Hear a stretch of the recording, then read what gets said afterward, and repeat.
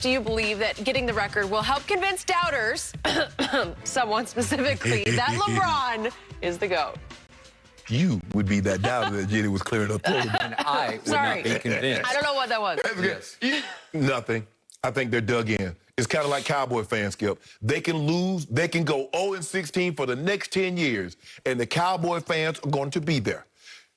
Whatever camp you're in, I don't believe you leave said camp and go to the other camp. If you're Jordan, you stay in Team Jordan. If you're LeBron, you stay in Team Bron. But for me, Skip, like I said, I already thought he was that. But there have been guys that average 30 points a game, 36. I think James Harden came close. Wilt averaged 40, averaged 50, averaged 44, averaged 38. There have been a lot of guys. There have been a lot of guys that won MVPs. There are a lot of guys that won Finals MVPs. There's only 4 guys in the history of the game in 75 years that said at one point in time, I was the all-time leading scorer in NBA history. George Mikan, Bob Pettit, Wilt Chamberlain, and Kareem Abdul-Jabbar. Kareem Abdul-Jabbar has held this record for 40 years. 40. He broke it in 1980, Magic Johnson's rookie year. If I'm not mistaken, I think it was his rookie year. He broke that record. For LeBron to get this record and not really be thought of as a scorer, although he would break this record, and then he have a chance to be top 5 in assists, which would blow people's mind. He has the credentials, Skip. And for Shaq to come around, because Shaq, for the longest time, Shaq was dug in that there was nothing LeBron could do to pass Kobe. Now he said not only would he pass Kobe, he would pole vault what many believe is the GOAT, which is Michael Jordan. 4 rings, 4 Finals MVPs, and to be the all-time leading scorer.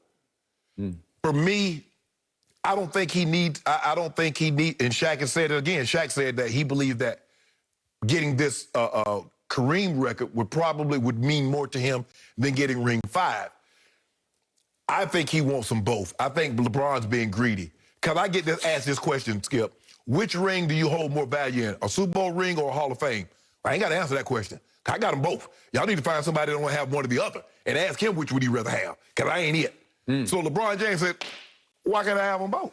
Why can't I get ring 5 and get that scoring title? I believe that's what's going to happen. Well, by the way, you wouldn't have the Hall of Fame ring without the Super Bowl rings. I mean, they had to come first. Well, some people get in the Hall with no Super Bowls. Yeah, but they're transcendent. Yes. So I would, Skip, I can't answer that because it's both is such a team accomplishments. Even though, it's my bus, I don't do it without John. I don't do it without TD, without Ed, without Jamal Lewis, without, the guys that I have in Baltimore. So it's such a team, going in the Hall of Fame is such a singular event, Skip, because you're not in the locker room celebrating after you win, after I go into the Hall. I can call people, but Skip, there's nothing like that feeling on the field of winning that Super Bowl. But I agree with Shaq. I believe LeBron, but I always thought LeBron was the GOAT. So I think wrongly. And Shaq, delusional. If Shaq Diesel, you said he's the most dominant force. The most dominant force is spoken. PhD Shaq. Chief Shaq. I cannot express to you how disappointed. I know you are. How crushed I was that Shaquille O'Neal made these statements. Because I have such high regard for my man, Shaq. That's why I know it hurt. I could not fathom why he would say this. Because it's true. I do remind you that the big diesel is also the big kidder. No, he ain't kidding. He's often kidding about everything. He ain't kidding. There's some tongue in cheek. No. He's got big cheeks with a big tongue. And once it goes into that cheek, man, he can So you saying Shaq bull jiving? He don't mean this. Is that what you saying? I can't fathom the logic of this from a man with such high basketball IQ as Shaquille O'Neal. And he is pinning everything. He is pinning the entire GOAT argument on leading scorer. And he went so far as to say about himself, me, I want to be the leading scorer in the league because now it ain't no conversation about who's the best ever if you're the leading scorer. Well, yes, there is. That ain't. There's huge. And he went on about Wilt. And I didn't even know this about him, but he was gaming for Wilt. Yeah, his target was Wilt Chamberlain. He didn't quite get there. And he says, because if I would have passed Wilt in scoring, you know me, I would have been, I'm the most dominant ever. I don't want to hear his name no more. Right. Okay, and he got close, but not close enough. So he wound up with like 28,500 points, and Wilt had 31,500. Right. So he didn't quite get there because Wilt's individual accomplishments were ridiculous. Yeah. They were unfathomable. If Wilt didn't change the way he plays, Skip, he'd have put the record so far out there, they'd have nobody been able to, because his first 7 years, Skip, the numbers. I mean, they're laughlaugly, they're preposterous. Yes. Where you just say, I can't even compute those numbers. Ain't nobody ever going to have a 63-37 ball game or a 34-55 ball game, 34 points, 55 rebounds. His numbers, the rebounding numbers are untouchable. Okay, yet in the biggest playoff moments, especially as we got to the finals, Mr. Russell, as in Bill Russell, often mostly outplayed Wilt. No, his team outplayed. Well, but he did, and he was, what do we give Mr. Russell, like 6'9", maybe?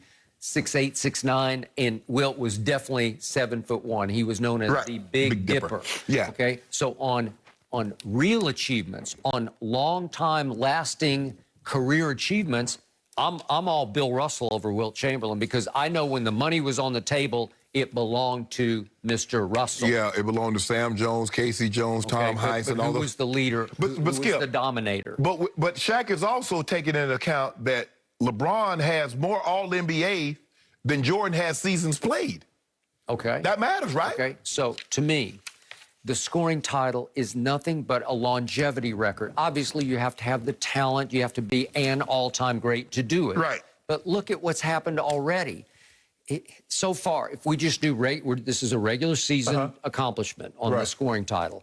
Well, even now, and LeBron is obviously still going strong in year 19. Well, he's already played 9,081 more minutes than Jordan played, period, end of story. Yeah. LeBron has already has played 239 more games than Jordan, and it's counting. It's still going. And he's going to play a whole lot more than 239 more. Right. So in the end, if you look at Jordan's real career, it was just 11 seasons, 11 full seasons in Chicago. You could go 12, but he got hurt and barely played in his second year because of his leg injury. Broken foot. Right? He broke his foot. So he played, in his second season, he wound up playing 18 total games. And then when he came back in he took the 2 95 years. season. Yes, it would be the 95 season. He played only 17 games at the end of that year. Right. And then, as we know, he went to Washington after 3 years in retirement. He goes to Washington at age 39 and 40, and they were just ceremonial years. He was just having fun with it. He averaged 20 and 6. So in other words, you saying Tom Brady, all those passing yards and those touchdowns is just a longevity record. Okay, I'll give you that. Okay. Except he's got 7 Super Bowls. Hold on, LeBron just won a Super Bowl a title in year 17. So let's not pretend like he's just hanging on. Okay. Like he's just averaging 10 points a game, because that's not what he's doing. Okay. Has Tom Brady ever stunk up a Super Bowl? Has he ever had a terrible performance? Skip, has he ever had a shameful performance in a Super Bowl? If you look at 141 yards, it's nothing to be right. And Did he have a game-winning drive in the fourth quarter? He did against the Rams. Did he have a game-winning drive against Eli in the first Super Bowl? He did, but it got canceled by Belichick's But here's the thing, Skip. If LeBron James doesn't play well and he hits a game-winning shot, you said he owed that to his team because he stunk it up. Tom Brady plays bad, does a game-winning drive. You say he the GOAT. That's what he does. So how does LeBron win? Did LeBron stink it up in the 2011 finals? He did that. He did for games 4, 5, and 6. Yes. I've never seen anything quite like it. Yes. The chosen one became the frozen one. He melted down. But that's on his resume. Yes, but Brady has had bad playoff games. But not bad Super Bowls. Well, the first one leaves a lot to be desired, Skip. Well, I don't know. A game-winning drive at the end of the... No, you say that because they won. If they had lost the game and that man threw for 141 yards, you would have creamed him. Okay, but they didn't lose. Okay, but he was extraordinary down the stretch of that game. He completed 5 straight passes, as John Madden up in the TV booth is saying, they got to shut it down. Get this kid out of harm's way. So what role did Coach Belichick's defense play in shutting down the greatest show on turf? That one I give you. And then after that, I can't give you any, because I'm not sure what role he played after that. Well, so what about with the Seattle at the goal line? Okay, well, that was one kid from nowhere making one play. Who inserted that kid? Who said, make sure you fight through the top after we run this play I'm pretty over? sure Matt Patricia inserted him. Well, I'm pretty sure he did. Well, I don't think that was Coach Belichick. Yeah, and who put him in the doghouse for the Philadelphia Super Bowl and inexplicably, mysteriously failed to play him a snap in that game? It was Bill Belichick. But Shaq has spoken. Okay, Shaq has spoken about a longevity record that I can't get excited for because it's about durability, and we're starting to see a few cracks in the armor there from LeBron. I'm going to knock on wood. What cracks you saw? I saw 34 and 11. What cracks? Well, the first year in L.A. and last year in L.A., he was gone for an extended period. But the first year in L.A., he was 27, 8, and 8.